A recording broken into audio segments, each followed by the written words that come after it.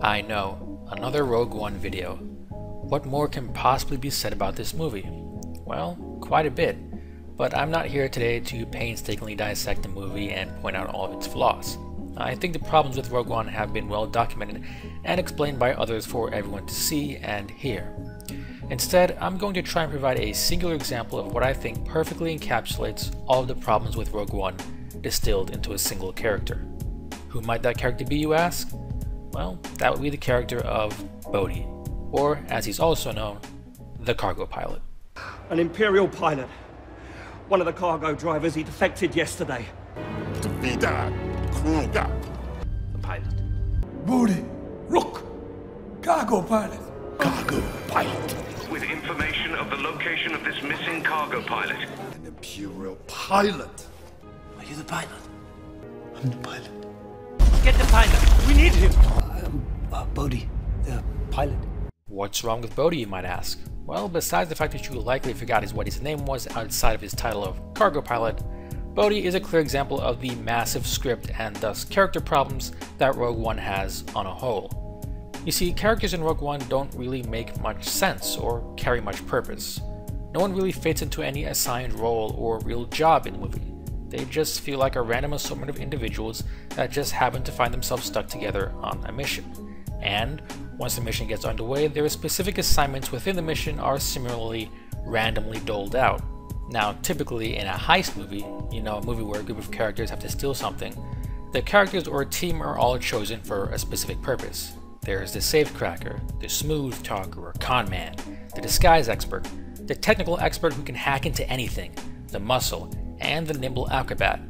Now, these roles aren't some steadfast list and can change depending on the movie, but you get the idea. Everyone has a role or a job to play which contributes to the overall mission, that of stealing the treasure. This doesn't even really have to apply to heist type movies. Even the original Star Wars has characters with defined roles, with the wise old sage, the rogue smuggler, the feisty princess, and the humble hero. The characters in Rogue One, for the most part, have no real defined role, and instead they all feel kind of the same. Ask yourself, what exactly would change if Baze or Chirrut or even Bodie weren't in the movie? Initially, the movie appears to be setting up characters for a specific role, only for those to be dropped and forgotten about later on. Chirrut initially seems like he's being set up as the wise old sage, similar to a Ben Kenobi or a Gandalf, who gives out wise, sagely advice and inspiration for all the characters when they're at their lowest points. But he doesn't really do this. He's just kind of there, occasionally blowing people up or hitting them with his stick. With that said, we can come back to talking about Bodie and his problems. Remind me again, what is his title? An Imperial Pilot. Bodi the Cargo Pilot. Bodi the Cargo Pilot. Cargo Pilot. Cargo Pilot. An Imperial Pilot. Are you the pilot? I'm the pilot. I'm Bodi the Pilot. Right, he's a pilot, an Imperial Cargo Pilot that defected after learning about the Death Star. Okay, so real quick, what exactly does the movie do with this fact? A fact which you've seen they remind you about a dozen times. I'll wait. Does Bodie use his pilot skills at any point to save the day? Well, no, not really. Cassian mostly pilots the ship the whole movie. You see, remember when Jedha was getting blown up and they had to pilot the ship through all that debris? What was Bodie doing? You'd think he'd be the one flying this ship through this flying death trap, right? Oh no, he's just sitting down? And K2 and Cassian are just gonna hyperspace through it all? Okay, alright, you say. Clearly Bodie was recovering from his confinement by Saw Gerrera. He wasn't in any shape to pilot the ship at that point. Sure, let's take your ridiculous point. In the next scene, we seem to be flying to Edu, the Imperial Research Station where the Death Star was built. A facility that the movie reminds you that Bodie has been to many times as a cargo pilot. An Imperial Pilot. One of the cargo drivers, he defected yesterday. So, who is the one that pilots the ship through this terrible stormy planet onto the hidden landing pad? Oh, it's Cassian again? Well, what is Bodie doing? No! Noah! Are you sure this is the way? They have landing trackers here. They have patrol squadrons. You've got to stay in the canyon. Keep it. Oh, he's just shouting directions at Cassian and K2 like some backseat driver? Hey, why don't you let Bodie pilot the ship since, you know, he's been there before and is a... Bodi the Pilot. Right. So thanks to Cassian's brilliant piloting, they finally land on the planet.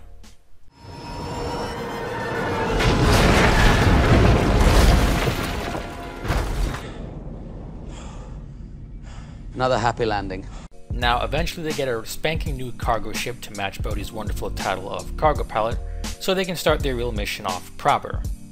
Alright, maybe we can forgive all those missed opportunities before. Now is the real mission. Surely people will have defined roles and objectives to carry out in order to complete this heist. Now is the time for characters like Bodie to shine with their skills. Alright, so what is Bodie's contribution to the mission? Well, he sort of pilots the cargo ship through the shield, and then he waits, and then he waits, and then he becomes a communication specialist, using his radio to cause confusion with the Imperials and talk with the team. He then uses his communications and signals intelligence knowledge to explain how to rig the Imperial transmitter to send a signal out to the fleet to receive the Death Star plans. Wait, what? The rebel fleet are pulling in. We just have to get a signal strong enough to get through to them and let them know that we're trapped down here. For that, we have to connect to the communications tower. Now, I can patch us in over here, the landing pad, but you have to get on the radio. Get one of the guys out there to find a master switch. Get them to activate the connection between us and that comms tower. I think you're beginning to see the problem. The biggest contribution of this pilot is to help set up communications. In other words, if this were a heist movie, he'd be the technical expert capable of hacking into any system. But the movie told us he was a pilot. Remember? Bodie the Pilot. So instead of doing some brilliant, perhaps even self-sacrificing piloting move, like say this,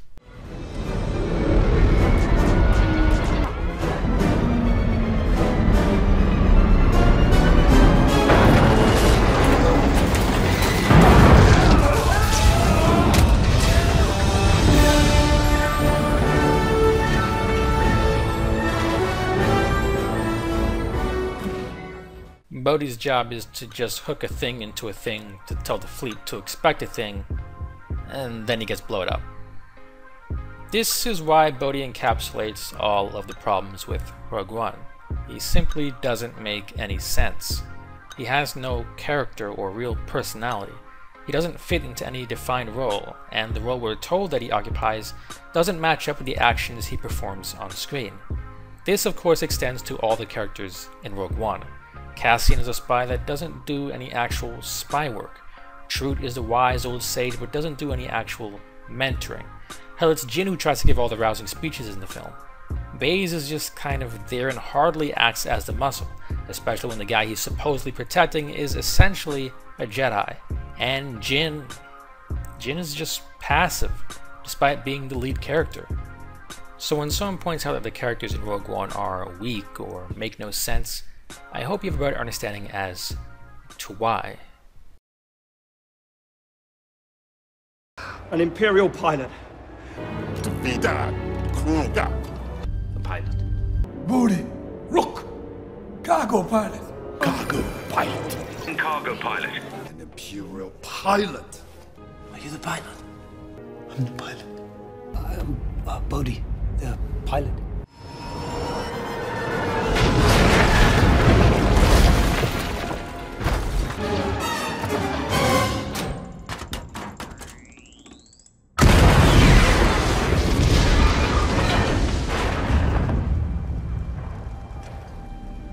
It broke new ground!